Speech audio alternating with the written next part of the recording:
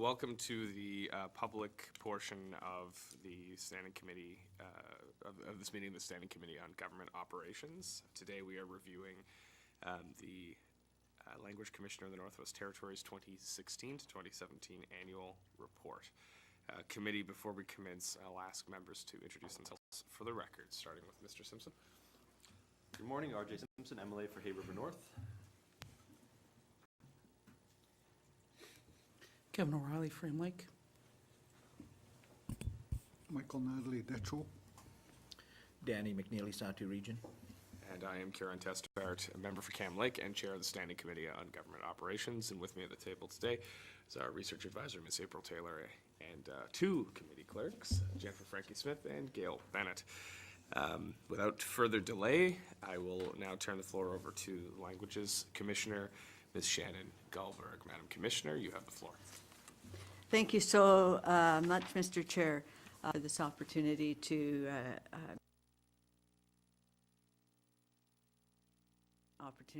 briefly discuss the 2016-2017 annual report of the Office of the Languages Commissioner. I'm proud of the efforts that were made in 2016-2017 fiscal year. In a nutshell, we continue to deal with complaints and inquiries. We continued to engage in community visits and activities designed to promote the office and, more importantly, to hear from people about their issues and concerns. And we continued to connect with national and international counterparts who act as languages commissioners and ombudsmen. Did we make progress? In my view, yes. As you know, Minister Abernathy became personally involved and took steps to what we now all know were significant amendments to the Vital Statistics Act to deal with language barriers in birth registration, and he dealt with other issues at the same time, such as gender identity. I commend Minister Abernathy for those steps and taking the recommendations of my office seriously. Those efforts continued into the 2016-2017 fiscal year, having started in the 2015-2016 year, with representatives from EC&E actively working on what I call the nuts and bolts in regard to implementation of that endeavor, and I know that's not an easy task. I believe that the rest of Canada took notice of the action of the government and were watching what steps were being taken by this government. That is leadership. I have heard interesting perspectives and serious concerns. It should be noted that these concerns not only come from community members, but from within the GNWT, where government officials with a sincere interest in helping the public see language issues as roadblocks to services. So what's the plan? From my perspective, I'm trying to keep the plan simple. I will continue to do community visits and meet with groups and organizations. We have a number of visits in the works and more ideas on the horizon. I'll continue to promote the office, and I will continue to engage with my counterparts. There's still much work to be done. The annual report contains 11 recommendations, and I would urge the Legislative Assembly and GNWT to consider those recommendations seriously. Of those recommendations, I can't stress enough, as has been done in the past by myself and other commissioners, that there's a real need to develop language legislation designed for the North. Not a copycat of a federal model where we make a few tweaks and call it NWT legislation. The concepts of different types of offices, of designated areas, of significant demand, and nature of the office, as indicated in our legislation, make no sense. We have many languages to protect, numerous of which are in jeopardy, and narrowing language rights through such concepts does nothing to promote and protect those languages. Further, we are Northerners. We travel for services, including outside the jurisdiction. We move around. We need to create legislation that works for us. I also urge the Legislative Assembly to seriously consider the redevelopment of an interpreter-translator program to ensure high-quality interpretation and translation services throughout the GNWT and beyond. This must include certification and specialized training for certain domains. My sense is that everyone agrees that there is a shortage of trained interpreters, translators. So let's do something about it. The last recommendation in the report is in regard to seeing languages as a national issue. The federal government has been making commitments in regard to languages. Groups throughout Canada are pushing this agenda. The time is now to move forward with concrete and perhaps ambitious goals and dreams for languages. The NWT can be a leader. I'm happy to be part of this process moving forward, and again, I thank you for this opportunity. Merci. Thank you, Madam Commissioner. We'll now turn to committee.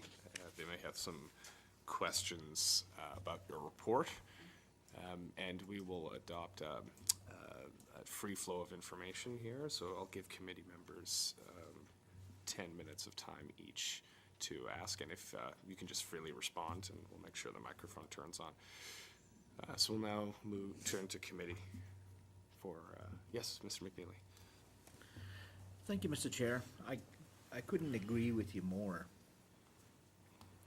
on training for interpretation and the individuals. We keep experiencing the lack of when we're having our regional land corporation meetings in the Sahtu, and I think other regions are experiencing that also. In some cases, we have to bring somebody from outside of the community to provide that interpretation services. So I totally agree with that recommendation there. And my other question is, has your office concentrated on looking back on building from what exists out there? I'm quite experienced and quite, how should I say it, quite supportive of the community of Delaney. And it's really, really good to see, if you ever go there and engage some of the discussions the children are having. Quite often it's, I can see outside both the northern store and the co-op store, and these children about 5 to 10 to 15 are speaking their own language. And Delaney is very well known for language preservation. They pass that on to their children really strongly. So given the fact that you have one community there that's moving ahead to try to preserve their language, have you emphasized on building it further by having some community engagement, some community consultation, some community advancing models with the leadership there? Thank you, Mr. Chair. Thank you. In terms of I think that's a good point, and I'll just start by saying Delaney is on the list of communities for this upcoming fiscal year. I haven't been to Delaney yet, and it is on the list. And I would agree with you. My past experiences in Delaney, I mean, they've got some phenomenal things going on, particularly at the schools. Having said that, any program that gets put in place really is outside, and I'm not trying to pass the buck, it's outside the purview of this office. That would rest with the Minister of Official Languages to develop that programming. But I do believe we need to work together to see, why does something work in a community? What is that community doing that is resulting in some successes? And I do think there needs to be more analysis of that. I do believe there's some of it. I do believe that the Official Languages Board, that's one of the things they're looking at, is that sharing of information. And I have been asked to speak to them again at their next meeting. But I agree with your sentiments. I think it's a broader government issue, and I don't mean that to pass the buck. I mean, we've got to work collectively. I would agree with you. Thank you, Mr. Chair. Well, I would recommend that you include in your recommendations here on moving forward there, now that the community of Delaney has their own government. It's a year and a half old now, And the Director of Programs and Services is a lady by the name of Pauline Roach. So that'll be the point of contact on behalf of that government there. So you have a government-to-government relationship to create some interactions on a plan there moving forward to preserve a language plan. Thank you. Thank you, Mr. McNeely. We'll now move on to Mr. Simpson. You have the floor. Thank you, Mr. Chair. And just sort of building on what Mr. McNeely was talking about, well, we're entering a time now where there's more and more self-government negotiations moving forward, and there's going to be more implementation. And there's a drawing down of the provision of services from the GNWT to self-governments, and there's money flowing to, Aboriginal organizations. And so the authority is sort of shifting. And so do you foresee your role changing in the future, or perhaps needing to change to adapt to the way that languages are evolving, or the provision of languages is evolving in the territory? It's an excellent question, and I have thought about that. And you're absolutely right, we're in a real time of these agreements drawing down, and the resources with that drawing down as well. And so I can see where communities say, as part of that, we want full responsibility for language services, how language rights will be implemented, all of that. That's not necessarily a bad thing. My caution, and I'm hoping communities will, continue to work together on this. If you have a community, a community might have a great vision, but if they act in a silo, I believe, as is indicated in my report, acting in silos will not preserve languages that are already at risk. It might help in your community. It won't help that language to move forward down the road. So I think there still needs, yes, you can work within a community to build programs and services, but doing that in isolation, I think, misses the broader aspect of the growth and development of those languages. It probably is worth communities working together and specifically deciding how will we encourage and maintain those language rights. Is it through the GNWT and Legislative Assembly, or do we want our own systems in place? Thank you very much, and we'll do that. How will they implement that? I think there's a lot of questions around that. Have you been looking into, I see you've given it thought. Are you in contact with any of the Aboriginal governments about this issue and what the future might look like? Not in particular in regard to self-government, but I agree with you. I see that's where the conversation is going to go. I absolutely agree. Certainly in terms of languages and complaints, preservation, promotion, but not specifically on the self-government model. But yes, I agree with you. And I know you've discussed the changes to the need to change the Act, modernize the Act. Do you see changes that contemplate what we're talking about needing to be made to the Act? I can see where that could absolutely flow into what those changes look like, but again, I would urge caution about communities and Aboriginal organizations drawing down on self-government agreements. Do so cautiously when it comes to languages, or you will build that silo, and that will not help preserve your, in my opinion, will not help preserve the language. And it sounds like this is maybe, I guess, a conversation that needs to begin or ramp up or whatever the case may be. Yes. Moving forward. Thank you for the answer, and that's all I have for right now. Thank you. Thank you, Mr. Simpson. Mr. Nadley, you have the floor. Thank you, Mr. Chair. Mr. Chair, yeah, I wanted to thank the Commissioner for her report and her efforts in terms of ensuring that languages becomes a critical foundation and piece of at least the northern society that we all live in. And I was just thinking about, how it is that the Commission can help me. I speak my own language, Tagagoten, Dennis Slavey, or South Slavey, and I often wonder why I don't make that effort to teach my own children. And You know, upon further reflection, I've kind of reminded that, you know, my parents, especially my father, relaying a story to me that, you know, during residential school, he was asked not to politely, or I shouldn't say politely, but he was barred from speaking his own language. And I think when he spent 2 years at the residential school, upon leaving, he couldn't speak his own language.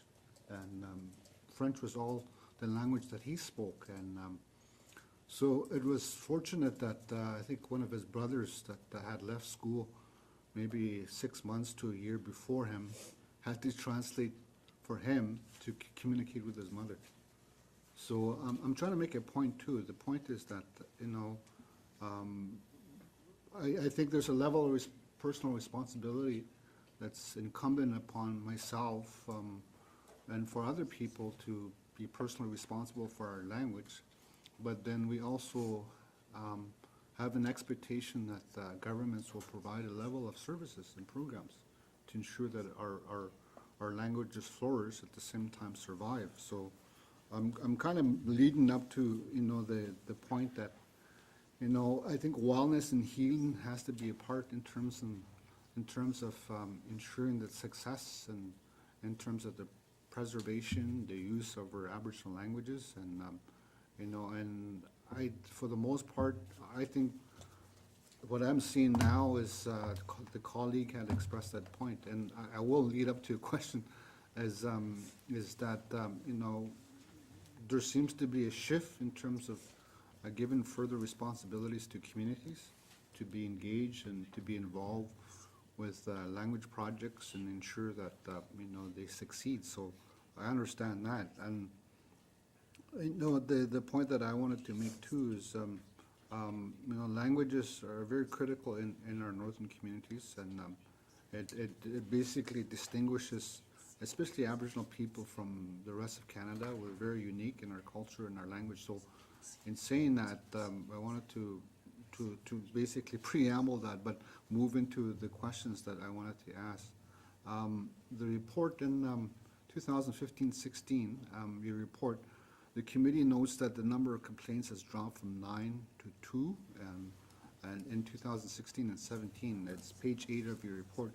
Have you noted any factors or considerations that might account for the drop in the number of complaints? Thank you.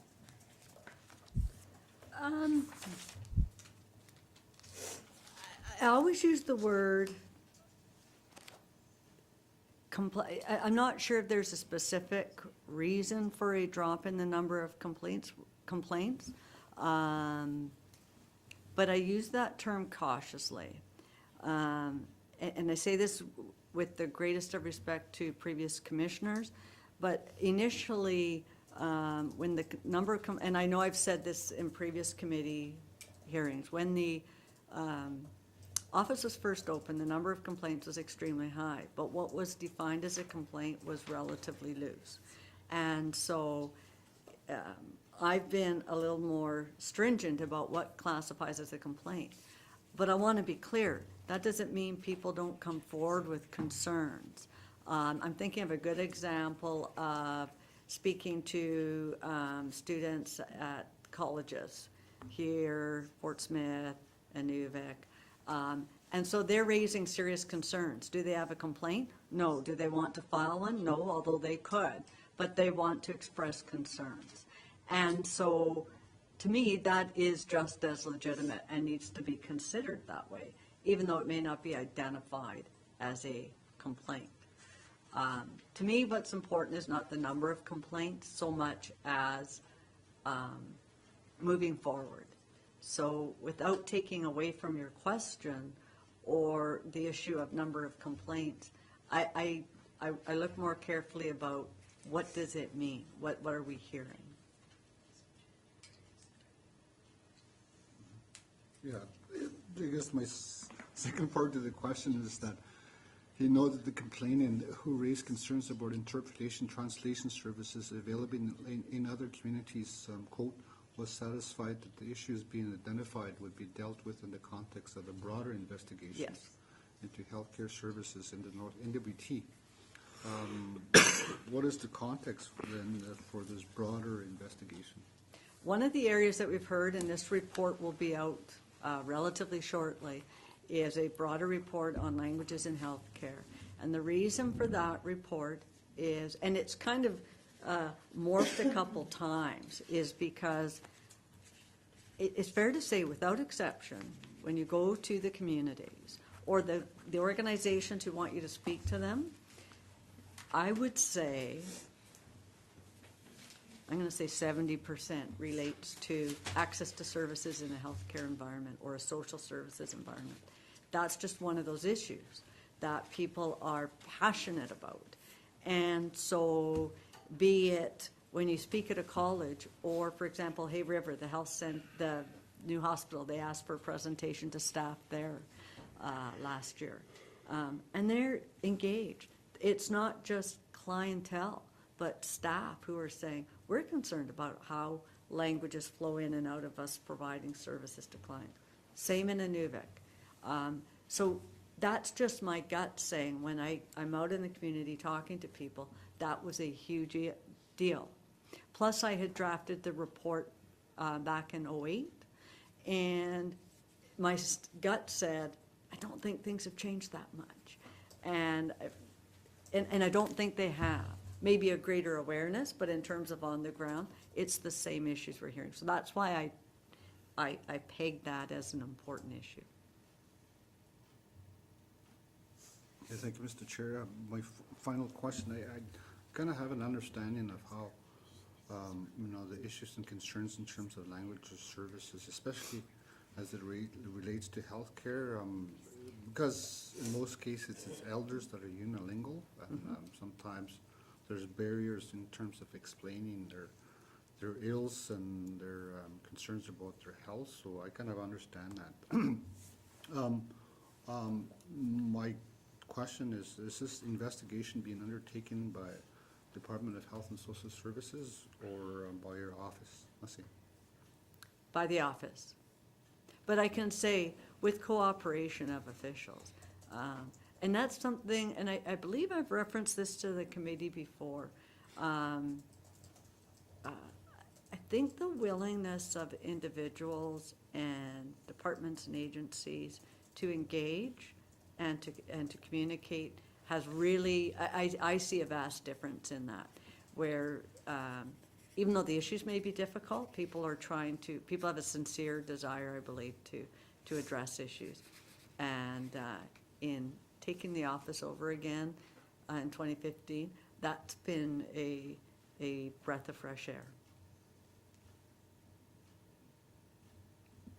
Yeah, maybe a final question is, if there is indeed going to be a report that will be developed, is there a timeline in terms of when that report could be available? And thank you. And that should be available in the next few months. Okay, thank you. Thank you. Thank you, Mr. Nadley.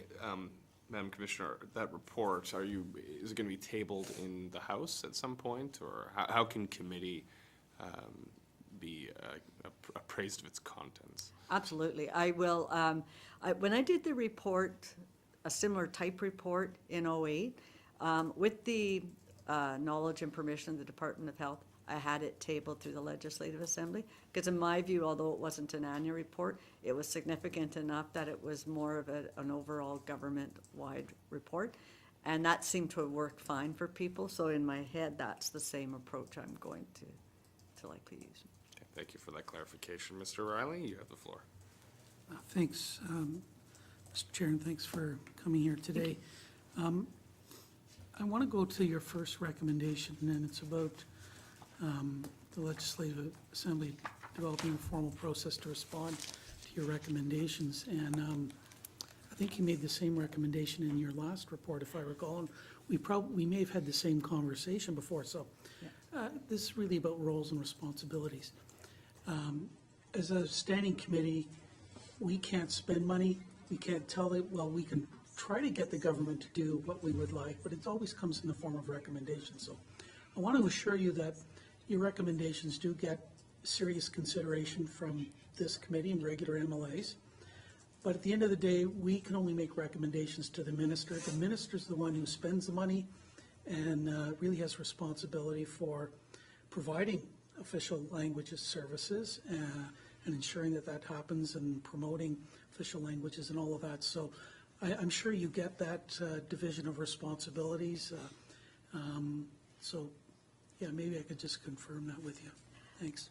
Absolutely, and I guess the flip side of that, as you can appreciate from the perspective of the office, I ultimately report back to the Assembly. So it's Yes. kind of maybe it's a bit of a chicken and an egg thing, but in terms of overall, well, where does it land? From my perspective, the recommendations go to the Legislative Assembly. But I understand that on the ground, there is a different reality. I can indicate that I've continued to meet with Minister Moses, and that's helpful. And again, I think there's a good collaboration there. And I appreciate what you're saying, and it doesn't fall on without me understanding where you're coming from. And it's, I think, just the reality of what government looks like. Sure. No, thanks, and I think we're on the same page. So, this committee is just getting geared up to carry out a review of the Official Languages Act, and that's a legislative requirement. So, how can we do that collaboratively? Like, what is it that we should be looking to you for in terms of advice, recommendations, and how do you see your role in that review? Thank you. Thanks. Yes, and I was aware that that was going to be going ahead. I would be pleased to participate in whatever way the Legislative Assembly, the committee, believes is appropriate. And I would hope that in some fashion, whatever it looks like as that moves forward, that the committee would come and pick my brain and say, what do you think? I would be happy to engage in that process. I can't stress enough that I believe the act in its current form just doesn't work. And I know there was tweaking of it, a number of years ago. Some of that I think was good. I think making the commissioner arm's length, and I think that was a really good move. So I think some things did move forward in a positive light, but the guts of the act, in my opinion, were still the same. And that's the problem. So I'm hoping we can, I'm in the committee's hands, but I would love to participate. Yeah, no, I think that's very good to hear, and you've served in this capacity a couple of different times now, and I think you'd have a really good historical perspective in terms of some of the things that can and should be changed. So can we take then that you'd be prepared to put pen to paper and maybe make a written submission? And I'm sure the committee, I can't speak for the committee, but I'm sure the committee would be delighted to have you come in and talk about that at some point. But a written submission, I think, would be really helpful. And I don't want to prejudice or jump ahead too far to say how the committee's going to do that, but the fact that you're willing to work with the committee is a good thing. So, but a written submission to sort of summarize and take a historical view of all the recommendations that have been made over a number of years and so on would be really helpful for the committee. Absolutely. I just want to move on to some of the complaints, if I could. One of the complaints that you received was about the Legislative Assembly. So, seeing that we work here sometimes, I'm just wondering if you can tell us a little bit of background on it and how soon you might be able to report and where you might be headed. Thanks. Thank you.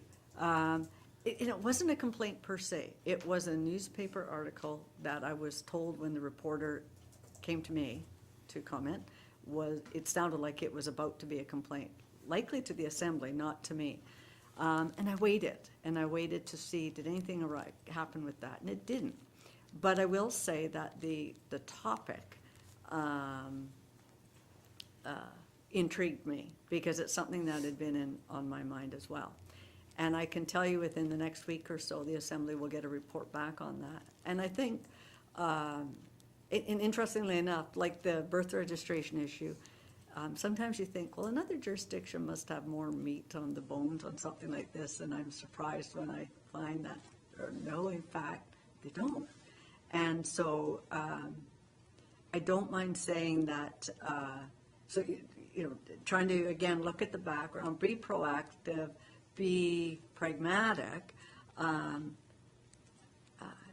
think what you'll find is the recommendations will ask you to shift your way of looking at languages in the Legislative Assembly to move away from a needs-based approach.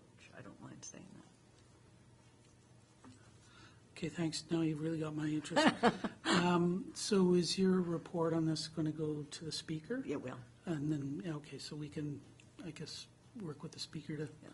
to, And Sorry, go ahead, please. Can I just add to that? And again, it was, I want to be clear, it wasn't a complaint. It looked like it was going that direction and then didn't.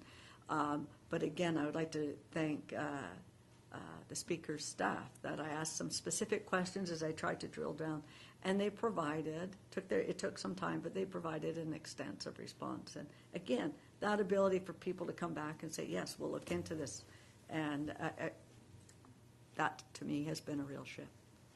Okay, great. Well, I'm really glad to hear that our staff are being helpful and supportive, as they are of us as MLAs too. So a couple of your complaints came from outside of the NWT. Can you tell us a little bit more about those? Those were individuals, one of them came from an individual receiving services down south, which, so that, and they weren't a resident here, but had been a resident here. So it really was an out-of-territory complaint. And then we do get inquiries and complaints occasionally from people out of the jurisdiction. So nothing, I would say, shocking, just, people digging for information and things like that. There is one that came from a university where I think we maybe asked for more information on language rights and services. Sorry, so the ones that come from outside of the NWT, these are individuals that are seeking government services in one of the official languages, and they don't feel they've been served properly? Yes, you can get that situation that comes up. Okay. And that, Sorry, I was just going to say, I don't know, I don't want to expand the scope of your report in any way, but maybe if there was a way to provide, I don't know, if there's a way to provide a bit more detail about the substance of some of the complaints, and I understand that you have a need to investigate, and we don't want to prejudice your ability to investigate those in any way, but if there was the ability to just provide a little bit more substance about Yep. the nature of some of the complaints, that might cut off my kind of line of questioning here, but I think it would also be helpful for the public to know what kind of complaints you're actually getting. sure. But that's just more of a future thing, but No, and I appreciate that. It's that balancing act of trying to, preserve people's privacy as well, but I absolutely agree with what you're saying. Thank you. okay, well, thanks, and I think that's it for now. Thanks, Mr. Chair. Thank you, Mr. O'Reilly. Madam Commissioner, Mr. O'Reilly raised the upcoming Official Languages Act review, and I just wanted to put on the record that this committee intends to work with the government on developing a legislative proposal or new legislation that will implement many of the recommendations that have been made in the past. So rather than undertaking an exhaustive consultation with language communities, we're going to work on what has been done and share that with them. But that way we're taking into account the many years of work that's been done on this issue and hasn't been implemented, which I think gets to some of your recommendations in here. Again, making legislative recommendations that we see year on year, and and your number one recommendation that the Legislative Assembly be clear in how it responds. Now, my colleague again explained how that process works, and I think just as you are not responsible for promotion of languages, we are not responsible for bringing forward government bills. But we do have a statutory role to play in that process, and we are exercising our powers as a committee to do exactly that. And I expect we will be able to move forward with that work in the coming year. I just wanted to let you know about that as well. And I'm going to turn to Mr. Simpson. Thank you, Mr. Chair.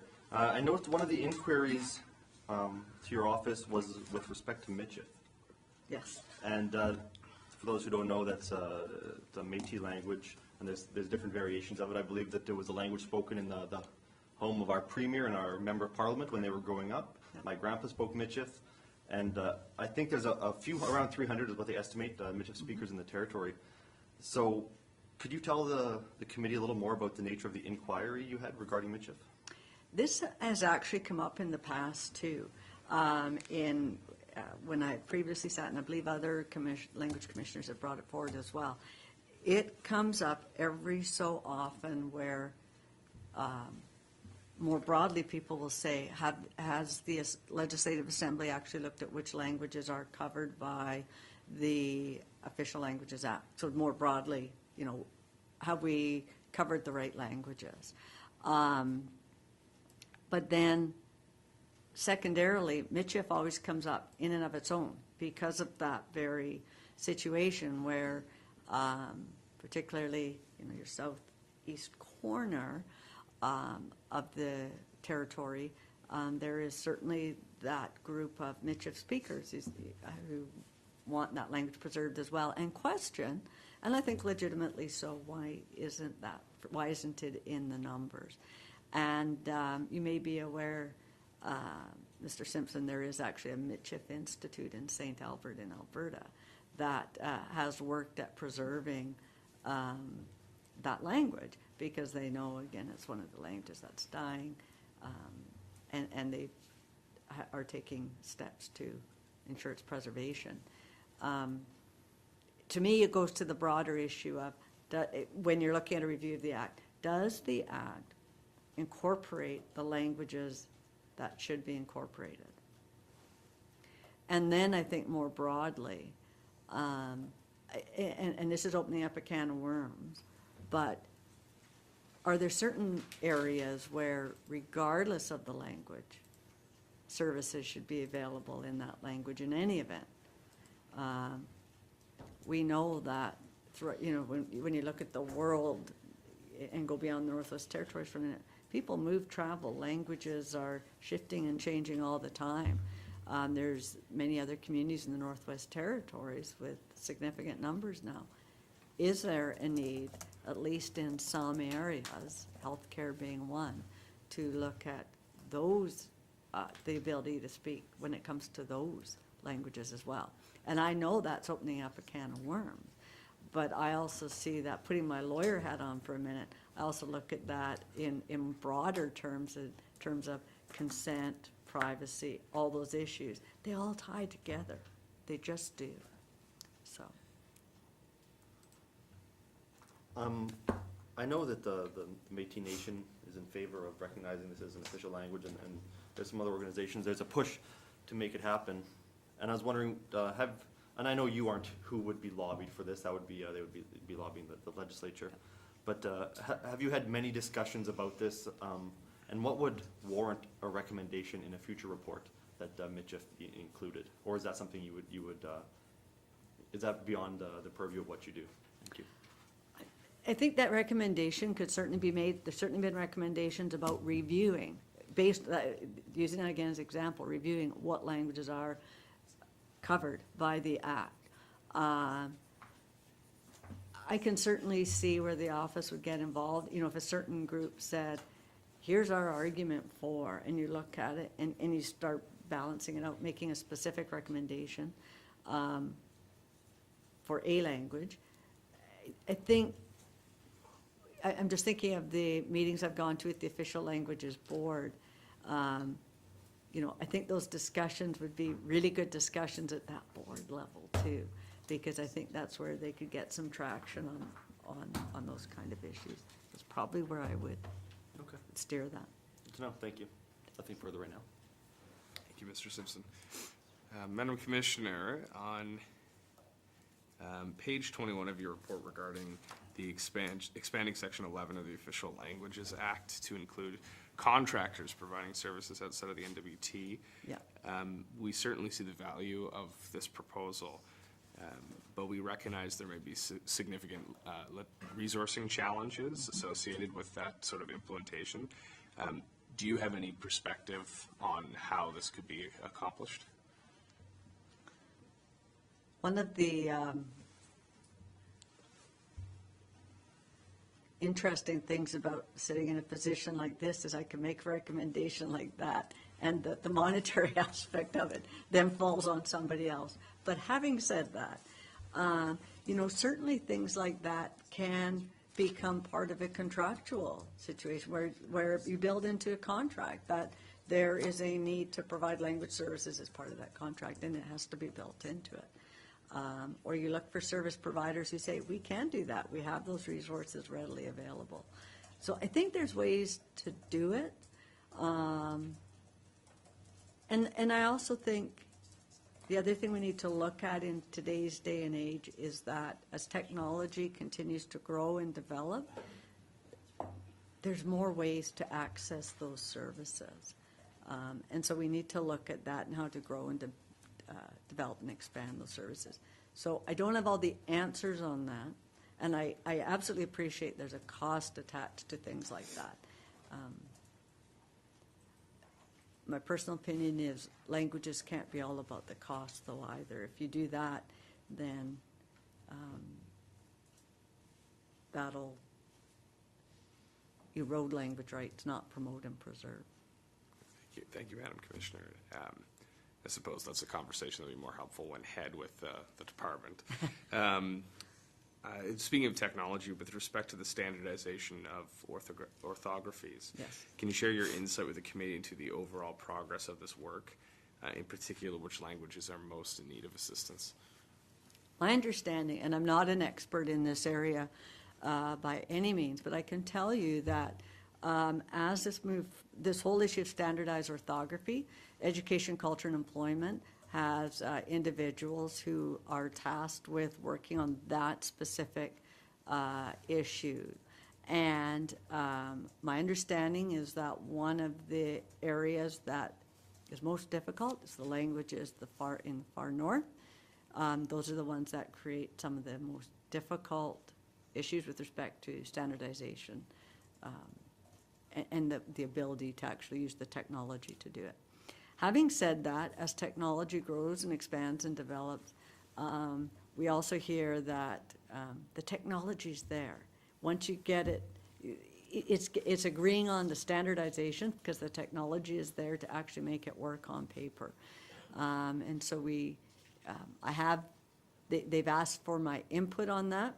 I've made clear I'm not an expert on that, and again, I can sit in my chair and say, well, no, now you get to go and do that work. But what I was pleased to see was coming back and saying, we've heard that. We know we need to do that, especially with the birth registration issue. We know we need to work on this. We want you to know we're doing it. And I appreciate that from EC&E's perspective. Thank you, Madam Commissioner. Finally, you already raised this earlier in your presentation about the outdated nature of the legislation. And in your report, you speak to a more holistic approach. Can you share with the committee your thoughts on as plainly as possible what a holistic approach to language renewal would look like? In one, it would mean scrapping these notions of designated areas, type of office, nature of the office, significant demand. Those are Federal Official Language Act concepts, and they were defined in their regulations, clearly defined. In my opinion, those get scrapped. There's consultation with communities to ensure that certain services, based on community consultation and government obligations, it is determined those services are in all the languages regardless of location and regardless of whether you're receiving services outside the jurisdiction. And again, just going back to the experiences and what we hear, healthcare, social services, justice, things like that. I think communities and individuals in the communities, their requests are reasonable. I think if those conversations happen, they can let people know, let the assembly know, let their leaders know. Here's the areas where you really have to hone in and make sure that regardless of where we are, those services are available, and then focus on that. Okay, thank you, Madam Commissioner. Briefly, Mr. O'Reilly. Thanks, thanks, Mr. Chair. Just have a couple quick questions, well, maybe not, but the first one is, and I can't remember the name of the document or the policy, but the Francophone community did take GNWT to court over the provision of Francophone services. There was a mutually agreed upon plan to roll that out. Can you tell us a little bit about your evaluation of how that's working? I know that, and I was invited to speak to the Federation back in the fall, I think it was October, November. And they continue to analyze that agreement and look at whether it's working for them. They've worked on a report on language services and healthcare and some of their issues moving forward.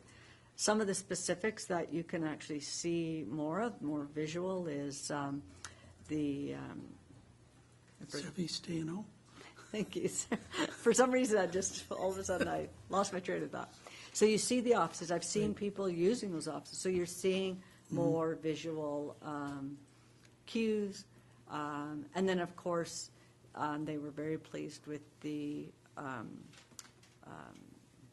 active offer steps that were taken. So I think there's been great strides, and they continue to monitor them and work closely with the Francophone Secretariat to work on that.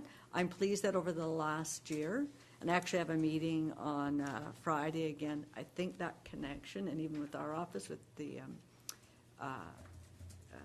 Federation and the federal official languages commissioner, through both personally and with her Alberta NWT counterpart, continues to work. And in fact, we've got a conference call on Friday on that. So, you continue to work with those groups and individuals, and I'm pleased with that. Great. Yeah, I would never try to tell you what to do, but if there could be a little bit of a section in your report about how that progress is coming along, that'd be really helpful to see. My last question is, and you alluded to it earlier, there is a lot of federal interest in reconciliation, Indigenous language revitalization. There has been an agreement reached with our government to provide a rather large pot of money.